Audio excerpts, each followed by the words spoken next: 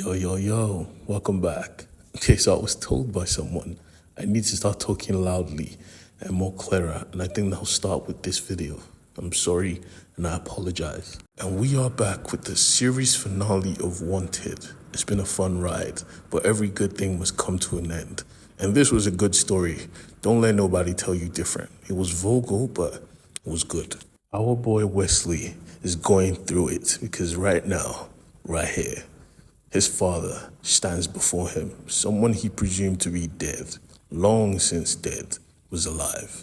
On instinct, he whipped out his gun, aiming it at this person's head because he assumed this was a villain that could shapeshift. I mean, I would have done the exact same thing. He told that person, "You must be stupid. You don't know my father passed away, maybe even living under a rock." But something was different because Fox called his name. He told her to shut up, that this is clearly a trick, which currently carries a lot of weight because right now he could kill her before she was the shit, but no more. But Fox told him, "Oi, Wesley, shut up and breathe. This is your real father." He was confused. She cracked a smile. "This is your old man." And he was more confused. This man standing before him clearly didn't have a bullet hole on his skull. This man was alive. He was breathing. Matter of fact, he was smoking. He looked at his son and said, "I hope you're not disappointed." I tried to keep my weight in check. This guy was cracking jokes, like this was the moment to crack jokes. Not even waiting for a response, he told Wesley to follow him. "Let's have dinner first." And they went to have dinner in their freaking hero gear. Like, this is just a normal outfit for people to wear outside. But they were part of the fraternity. Nobody could hurt them.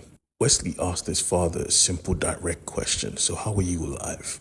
Why are you alive? And why did I have to go through all of this?" And his father made it clear that he wanted people to think he was dead. And the only person that could confirm this was his real body was the fox. So clearly the fox was in on it this whole time.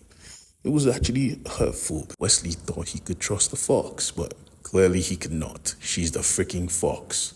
His father apologized and made it clear that all that was for a reason, but everything was going to end tonight, for sure.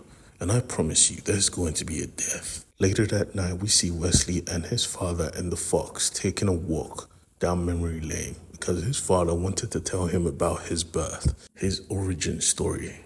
Because back then, when the world was still cartoony, there was a place, a bar, where all the supervillains used to hang out.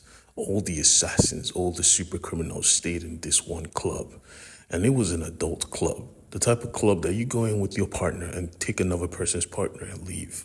And when he saw Wesley's mother, he was completely absorbed with her. So obviously you know what happened next. They shagged for 2 days straight.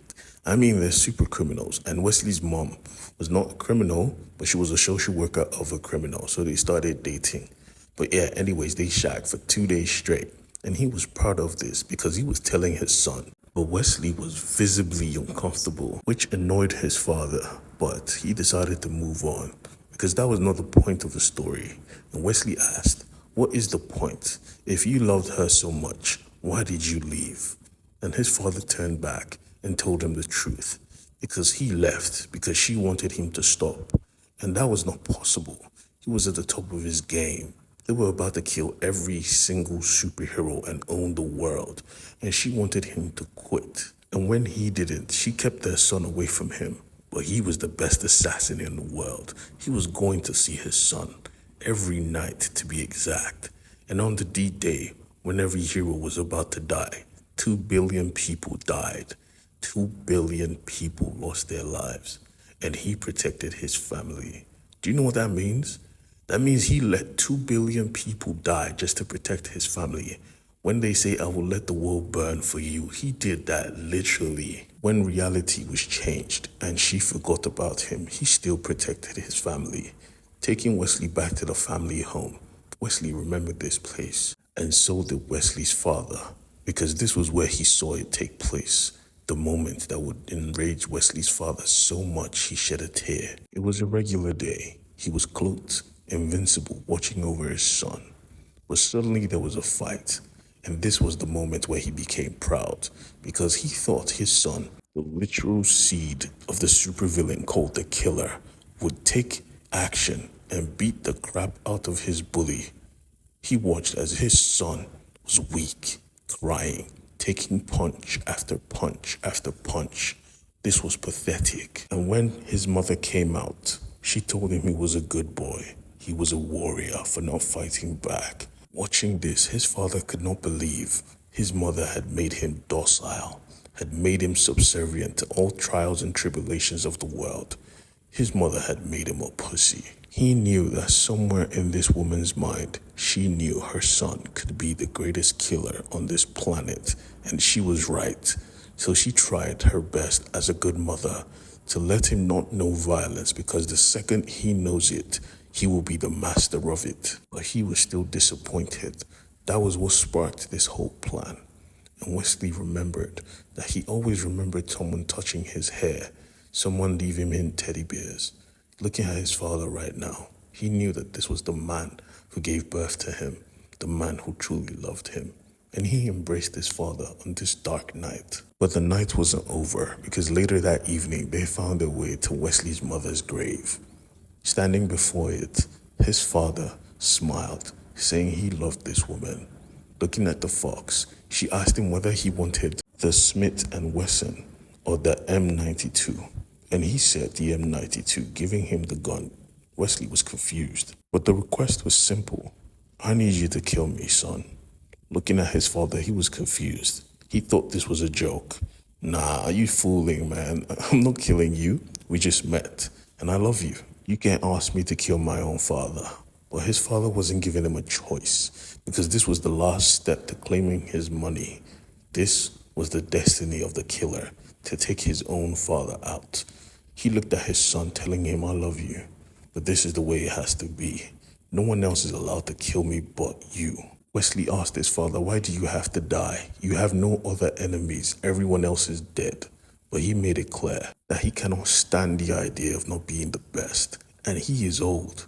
So right now, this is the only ending he's accepting. You have to kill me.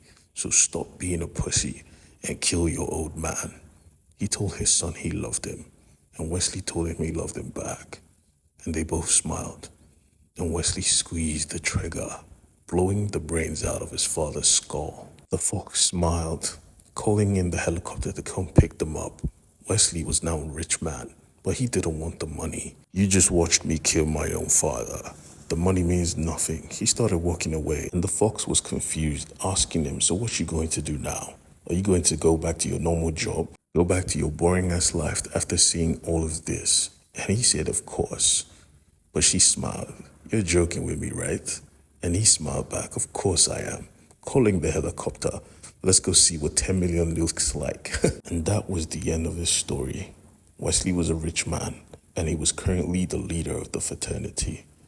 This is a reminder of you to stop taking garbage from everyone around you. Fight for what you want, or else Wesley will come fight you.